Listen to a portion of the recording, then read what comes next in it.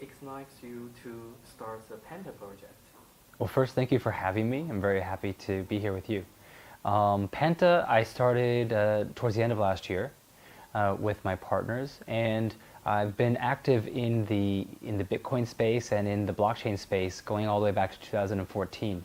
So I really am passionate about decentralized technology, distributed technology, decentralized communities. And I was concerned last year when I saw, obviously the markets were amazing last year and so many new projects came into the markets. But what we're starting to see is some of these projects have sort of gone away from the core principles of earlier projects, which were focused on decentralization, greater inclusion, lower barriers to entry so that people can participate in these ecosystems. So with Penta, what we wanted to do was hew closer to those core principles of what distributed ledger technology can achieve in terms of economic inclusion, and build a really, the other thing that we wanted to focus on is building a really reliable product from a technological perspective, because you have so many projects that have done successful ICOs, but how many of them have actual products?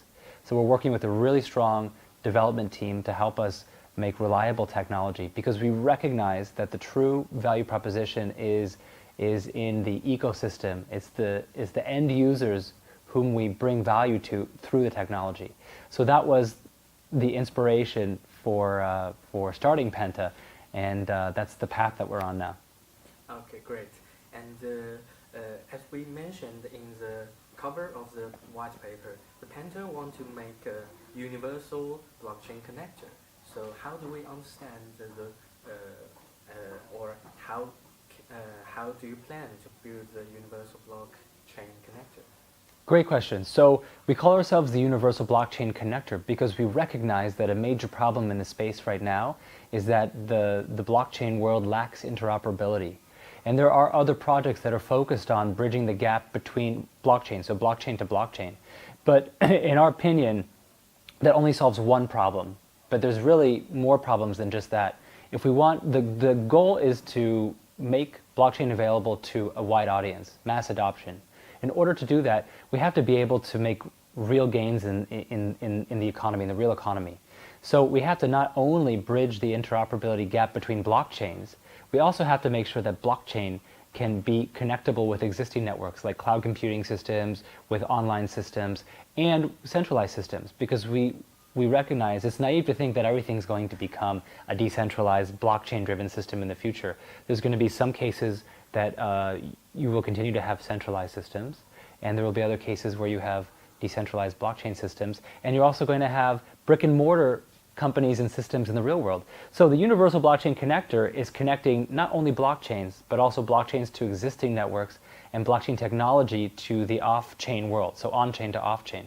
So this is what we call the Universal Connector. We think about it as three main problems. Okay, and it sounds like a very huge potential, but also a very huge challenge to Panda, because you want to connect both on-chain and off-chain let's say situation. And maybe could you please give us some like use case in real life that how does Penta connect with to change the status quo, or maybe to connect the on-chain and off-chain situation? Sure. First, let me say it is a challenge. Blockchain technology is complicated. In fact, it's not one technology, it's lots of technologies, encryption, programming, peer-to-peer networking. So there's a lot of different technologies that go into it.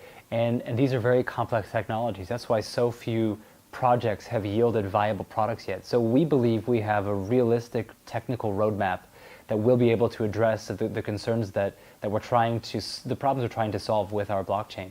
Now, in terms of real-world application, because our ultimate goal is to make Penta useful in the real world, to solve real people's problems and to fix problems in the real economy, our background is as a software developer, so we've been developing software solutions for a while. Previously, we started in fintech, and then we started to provide blockchain solutions to our banking partners, financial institutions, and we realized that there was a much wider need for blockchain software solutions across different industries.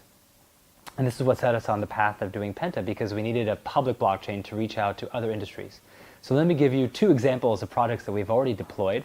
These are private blockchain projects or permission blockchain projects, but it shows you what we can achieve with blockchain technology, and it shows you the potential for where we can go with reliable public blockchain infrastructure. So number one is Blockchain Rice. Blockchain Rice is a project that we did with a partner in China, here in China, and the problem we're trying to solve with Blockchain Rice is food security. This is a major problem not only in China, but really everywhere in the world. You may know that according to the United Nations, approximately 30 to 40% of all the food that's produced in the world is wasted. So that's one problem, is we have a tremendous amount of waste. And the other problem is that food is not always safe from farm to table. So how do you address these issues? Well, what we can do with blockchain technology is we can put the entire supply chain up on the blockchain. So with Blockchain Rice, what we did is when you buy your bag of rice at the retail store where you buy your rice, you can pull out your cell phone, you can scan a QR code, and the entire tracking process from the grower at the farm to your point of sale at the retail, at the supermarket, or wherever you buy your rice, is completely on there. And the data is on a blockchain, so it's immutable, it can't be changed. So all the different parties that are participating in the logistics process, from growing the rice to the companies involved in harvesting the rice, to milling the rice and processing it, to the trucking companies that transport it to a warehouse, to a retail center where you finally buy it, and that becomes the point of sale. This entire chain of movement for the rice from farm to table is available to you on the cell phone. Now, this is an example of what we can do right now with permission chains, but imagine in the future, as this technology becomes more sophisticated and as data collection processes become more accurate, what we can do. We can incorporate an increasing amount of information. For example, how weather conditions are affecting the growing patterns of the rice, or which trucking companies can bid for the ability to transport the rice from A to B. And so all of this information eventually can and will go onto the blockchain. So this is just an example of what we can do and what we have done with technology that we've already deployed. I'll just tell you one other thing. From an industry perspective, there is true value proposition in this technology. So we understand from our partners whom we developed this technology with that the rice that is employing blockchain rice technology is now selling for 4 or 5 times the price that they sold it before. And what that means is that the buyer, the consumer, who's the end user of the technology, if you think about it from the technology side, sees value in showing the custody of the food, the food security custody chain. So that's what we can achieve and are achieving with blockchain technology. Now, this is a permission chain, so what we have to do with the next step is expand that onto a public chain where you can have an increasing amount of participation from different parties involved in food security custody chains. Okay, and as we know that for some like luxury product like Louis Vuitton or some wines very expensive, they already have that this kind of radio frequent ID or this kind of tracing label on their product, and they can also use this technology to trace back the production or logistic in their system. So what's the difference between the blockchain solution and this maybe RFID solution which existed and applied in this kind of product? Right. Well, RFID is a great technology. It uses infrared technology, and you can put it into some kind of an object or a product that that's going through some logistical process. And then the concept is that the RFID, if it's tampered with, you'll be able to see that. If it's not tampered with, you can see the chain of custody. But RFID does not necessarily go onto a blockchain. So why is a blockchain important? Well, one, we need to be able to bring different parties into the conversation. So RFID is just a technology that can be scanned and it can show you it went from point A to point B to point C. But it doesn't necessarily yield the amount or quantity of information that we believe exists out there. So how do we capture more information? Well, blockchain is the most useful technology because in the example of blockchain rice that I just gave, think about all the different parties that were involved. there's the farmer, there's the company that is helping them to do the harvesting, there's the mill house where they do the processing, there's the trucking company, there's the retailers and the wholesalers. All these are different parties, different entities. So if you use blockchain, you can create a system where these different entities can collaborate on contributing data to the system. So you get a much richer environment for data, and that is ultimately serving the needs of the end consumer. Because the more data that they have, the greater their ability to make decisions about the food they're eating or the products that they're buying. So RFID is very useful in terms of adding one layer of data onto the blockchain, but we need more data. Okay, that's a great answer. And let's talk about the consensus mechanism, because as we know that the Penta use a very different consensus mechanism called the DSC, which is totally different with the POS and POW. So what's the advantage of DSC, and how does it work? So consensus mechanism, this is one of the key issues that we're trying to solve right now across the blockchain space. This is such an important issue. So let me start by explaining what currently exists and what are some of the problems with POW and POS systems as they exist now. So POW is proof of work. This is the consensus mechanism used by Bitcoin, Ethereum currently, and what this does is it allows people to mine the coin. So they do that by using computers and computational power. In the case of Bitcoin and now Ethereum, we're seeing with a lot of different projects, they use what's called these ASICs mining chips, which are these kind of graphics computer cards which allow them to do these complex cryptographic puzzles that they have to solve in order to get the reward, which is Bitcoin or Ethereum, whatever platform you're on. Now, in the beginning, the really nice thing about this was it was an impersonal way for people to get involved in mining the product. And the purpose of mining is to validate the transactions. So the community does the work of validating the transactions, and this is what makes the peer-to-peer network system of Bitcoin or Ethereum work successfully. The problem is that over time, these mining pools developed, and they became basically cartels. So as cartels, they can control too much power in the marketplace, and that's not fair. So because mining in proof of work relies on computational power, whoever has the most computational power has the best chance to be rewarded with a Bitcoin or to be successful in mining the block.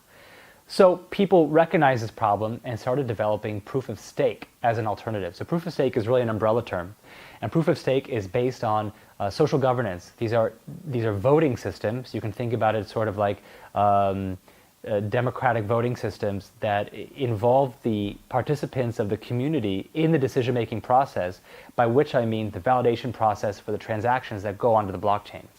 So POS, there are several examples of existing POS projects. I'll just say that the problem with POS is this. POS generally is based on a formula where if you have a higher amount of stake, meaning you have a higher percentage of ownership in the platform, meaning you own the most coins, you have the best chance of being selected through their voting process to mint or to select the final block. That means that you have the best chance of receiving the reward. And if you have a smaller stake, you're a small stakeholder, then you have a much more difficult path ahead of you in terms of receiving the incentive. So basically in POS, the rich get richer and the poor get poorer. That's not the thing that we're trying to achieve with these decentralized networks. We want to lower the barrier, increase inclusion. So one of the answers that's been proposed that's very popular right now is DPoS. This is delegated proof of stake. So what happens in delegated proof of stake? Well, you have participation from the ground level of all the people who are stakeholders, and then they can vote for or select delegates or witnesses. There's different names for different platforms. And then these delegates basically can control the blocks or the block making process and are the ones who receive the incentive. So the problem here is that if you only have a limited number of blocks, for example, EOS only has 21 blocks. If you only have 21 nodes, sorry, not blocks, if you only have 21 nodes that are making the decisions on these blocks, it's extremely centralized. So one, you have strayed from one of the core missions of these decentralized autonomous communities, which is to decentralize and increase inclusion. On the other hand, you've increased the power in the hands of a few. So this makes it easy for corruptible practices. You can easily corrupt them. You can imagine that people that want to vote for these people who control the nodes might have some kind of perverse incentives to vote for them and then to allow them to share the incentive with them. So it seems like it's not going to be the final version that we see for consensus algorithms. Okay, so that's a brief overview of what exists now. So what have we done at Penta? We took a long time to research these existing platforms and these existing consensus mechanisms. And we came up with our own mechanism, which is called Dynamic State Consensus, DSC. Now, the co-founder of Ethereum, Vitalik Buterin, wrote a paper some months ago. He talked about the consensus trilemma. There's three main problems that no existing consensus mechanism has seemed to be able to solve all at once. One problem is security. One problem is scalability, which is the amount of TPS or transactions per second, the throughput you can achieve. And one problem is being decentralized or being democratized. So in existing projects, we can see that you can solve two problems, but you can't solve the third problem. So the question is, how can you solve all three problems at once? We believe that what we've done with DSC is find a way to solve all three problems by balancing the three of them. So we believe that DSC is the most balanced approach to a consensus algorithm.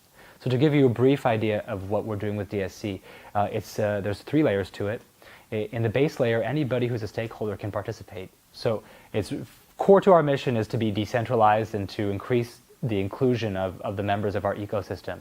Now on the layer above that, we separate the voting into two categories. One category is for big stakeholders. We call them the delegates. And then we also have witnesses. Now witnesses for us are the smaller stakeholders. So we recognize that in any system you're going to have an imbalance between large stakeholders and small stakeholders. But how do you achieve a democratic voting process given that you have these, that you start with a kind of unequal basis? So we use a randomization algorithm to solve the problem. Now the randomization algorithm is something that we developed ourselves. So it's unique to our platform, it's unique to DSC. So through the randomization algorithm, we do random pairings of the delegates and the witnesses, so big stakeholders and small stakeholders, into many, many small groups. By doing this, we also increase the security because anybody that wanted to launch a potential attack has no idea which of the small groups on the upper layer is going to be involved in the final block where the transactions are validated. So in each of these small groups, you will have big stakeholders and small stakeholders. That guarantees that when the incentive is rewarded to the small group that validates the final block, that it will be shared between big stakeholders and small stakeholders. So we believe that through this process, we have achieved our goal of decentralization. We make sure that there is a very low barrier to access, so anybody can participate, and small stakeholders are guaranteed participation in the final outcome. We also improve on finality because the final layer on the top goes through a Byzantine process to determine the final block. So that requires a 66% consensus between the big stakeholders and the small stakeholders in the small group. And we also achieve greater security through the randomization algorithm. This is going to be increasingly important in this space, especially as we see the advent of quantum computing. So quantum computing is something that we are all paying attention to in the blockchain space. It's specifically with proof of work, it presents problems because the computational power of a quantum computer is many magnitudes higher than existing computation. So that means that it's easy for quantum computers to game the system when it comes to proof of work mechanisms. So anyway, DSC in conclusion is we believe that we have solved the trilemma problem by doing a balanced approach, making sure that we're staying decentralized, also increasing security through the randomization algorithm, and improving scalability through using this proof of stake type mechanism. Yes. One more question about the consensus mechanism of DSC, because you said that we choose the witness randomly by our algorithm. So how do you fix the problem that some of the nodes or some of the witness doesn't work at that time, or some because people call it a node failing or this kind of situation? How How do you solve it? Yeah, this is a great question. In fact, we've seen projects where they have a limited number of nodes, and if one or two or three of those nodes fail, then the process of validating the transactions might not be able to go forward because they don't have enough people participating in the consensus process, or they lack a quorum. So in our system, because there's so many nodes, in fact, we believe that we can easily achieve over 1,000 nodes participating in the validation process. We're not worried that one or two nodes that either are faulty nodes or have a kind of edging problem, which is the way some people describe these failed nodes, will constitute a problem. Now, another problem that we have to be aware of is that some of these nodes may be bad actors, or may be trying to work against the system, or be working dishonestly during the consensus process. The way that we solve that problem is through the Byzantine fault tolerance layer on the top. The BFT requires that you have a 66%, a two-thirds consensus between the final vote makers in these small groups. So we believe, because it's a totally random process, there's no way to know who's going to be involved in the final voting process, and because the tolerance is so high that it's very highly unlikely that there would be a bad actor able to participate in the final vote. Understood. Let's talk about the DApps on the Penta network, because as we mentioned in the white paper, that one of the most different parts of Penta is that Penta can support different kind of DApps, and will develop different kind of DApps on the Penta network. So what's the core function, or what's the core DApps you want to develop on the Penta network? So the Penta blockchain is just a base layer protocol. It's an infrastructure. Yes. And on top of the infrastructure, we have to be able to develop applications, in this case decentralized applications, or DApps, that will respond to real-world problems or problems in the real economy. So if you think about, I sometimes explain it this way, blockchain is kind of like your iOS operating system or your Android operating system on your cell phone. It's an operating system, it's also a kind of infrastructure. And on top of that, you have all kinds of application developers developing their apps that you can access through your iPhone or access through your Android. So in the same way, we have the Penta blockchain as a base layer infrastructure. On top of that, you will have application developers developing their decentralized applications. So think about the example I gave of blockchain rice.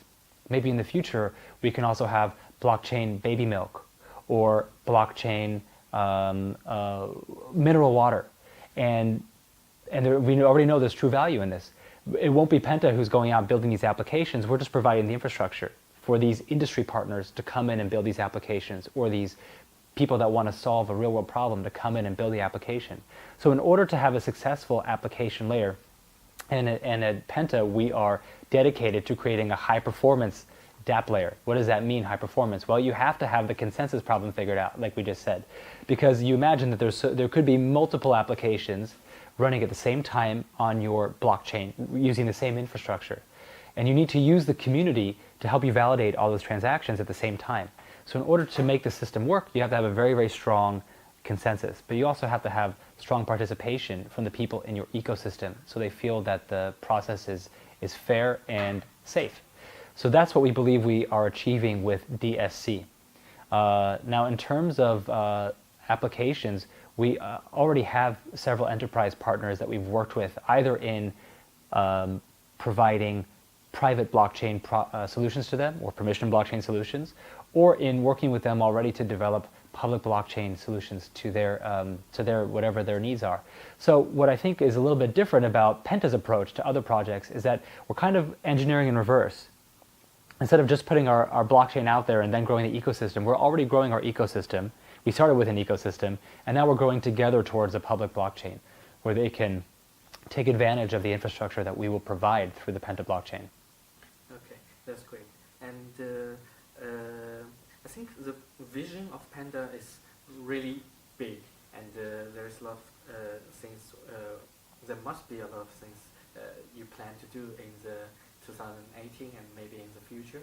So what's our action plan in 2018? It's true, we have a big vision.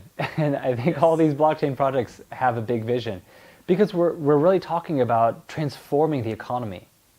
We're talking about a future economy that is based on the sharing economy, based on the smart economy.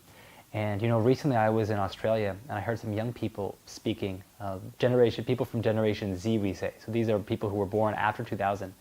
These are people who are already going off to college now, which is amazing to think.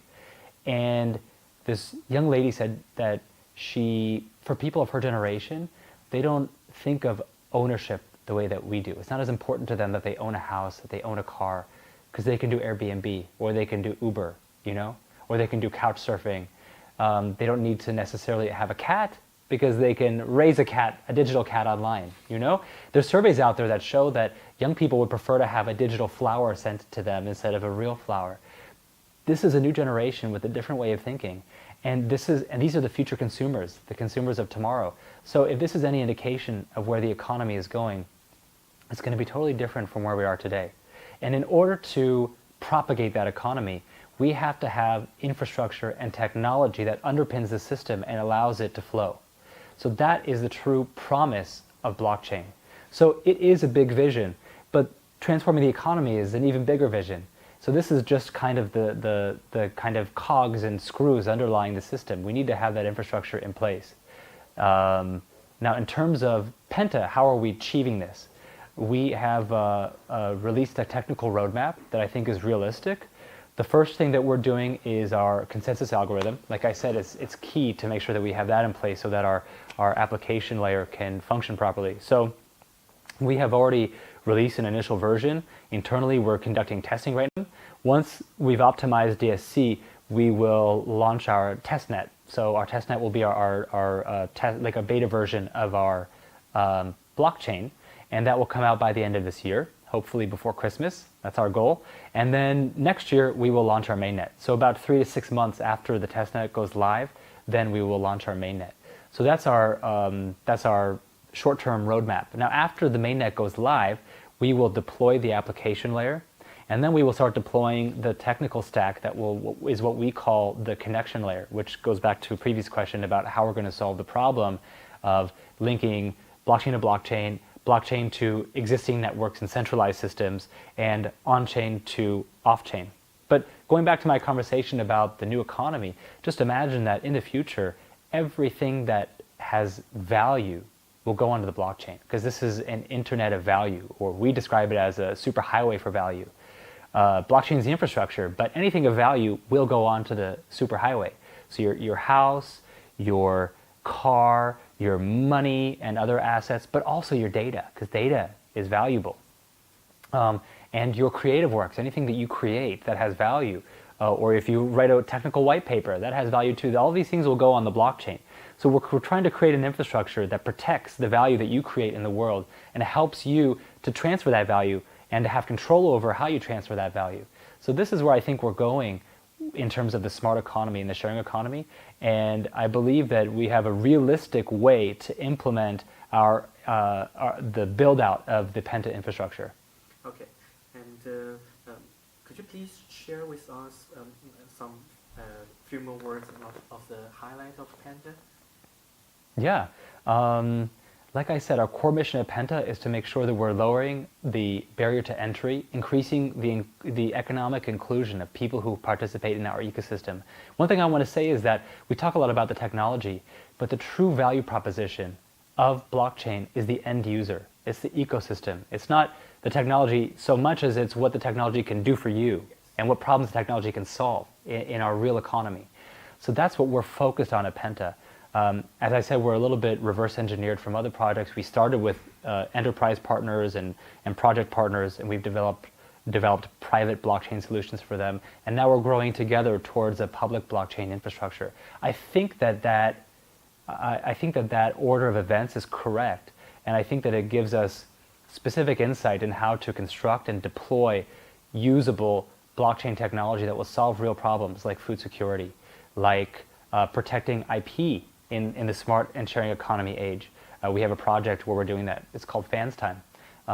We are building projects right now that will solve the problem of the new credit economy, where when you apply for credit, your data in terms of your credit rating is important, and you need that to be up on the blockchain so you can control who has access to your data. We're doing a project where we're working with a government partner to, it's what we call it, it's an Internet of Things meets social governance project, where we're trying to solve the problem of sorting garbage and recycling.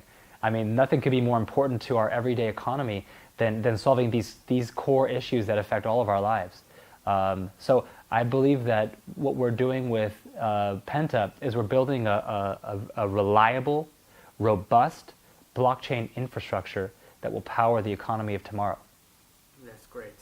And one last question, but it's not really connected with Panda, but because as we know that the major player in the blockchain economy, like EOS, like Ethereum, and they are also aiming to expand their, let's say, empire to make them like the most important one in the blockchain world.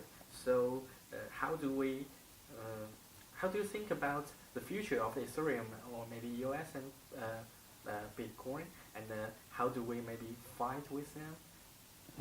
For me, I don't think about it that way. Okay. I don't think that this is a zero-sum game. Okay. So I think the answer is we don't fight them, we work with them. Okay. Any platform that is successful in building a robust and reliable ecosystem or infrastructure for blockchain, we want them to be our partners. Because listen, we don't see a future where there's only one public blockchain or two public blockchains. There's going to be many, many, many public blockchains. That's why the question of interoperability is so important to solve, because we have to make sure that these blockchains can communicate with one another, that value can transfer from the Ethereum blockchain or the EOS blockchain to the Penta blockchain, that it can be done securely, seamlessly, and quickly. This is one of the problems that we have to solve. And so I see a future with many blockchains working together, and if you are an application developer, it's not going to be you choose Ethereum or you choose Penta. You're going to think about who are your end users, who are the customers you're trying to reach. And then you're going to look at the ecosystems. And I come back to this is the most important thing, is building a community. You're going to look at the communities that exist with each of these platforms, and you're going to say, okay, I want to put my platform on Ethereum and reach out to their consumers and their ecosystem. I also want to put my application on Penta, because I want to reach out to their consumers and their users. And so that's the future that I see. It's just like right now, if you have an application on your iPhone, that same application is running on Android. It's not mutually exclusive. So I see a future of cooperation, not a future of zero-sum game. Yeah, I mean, I think that competition is good, it's healthy competition, but let me tell you something different about this blockchain era from previous industries, let's say. It's that it's about open source data sharing and open source coding. I can't think of any other industry that was quite like this. This is an industry where people aren't really patenting their codes or patenting and using patent protections to protect them from people stealing their industry secrets. No, this is about open source technology. So people are building solutions to the same problems and then putting that open source information up on the internet where anybody can download it and put it onto their blockchain and fork another blockchain. So in this way, what we're really achieving is the ability to crowdsource our workforce. That means that when we encounter a problem, instead of one head or two heads trying to solve a problem, we can reach out to the community at large. And anybody who wants to share our process in solving a problem can. And that's the beauty of this economy that we're going to. It's increased inclusion. But we have to make sure that people are rewarded for their inclusion and that people feel that their participation in that process is fair. And so community is the key thing that we have to be focused on, how to build a community. We live in a world where we're still citizens of nation states. We still have passports and national identities, but the economy in many ways is already a global economy. The economy already is not restricted by national borders. And when we talk about technologies like blockchain, blockchain is the kind of technology solution that is moving towards an increasingly globalized economy. That's great. And thank you for taking our interview again. Yeah. Thank you very much. I really appreciate your time.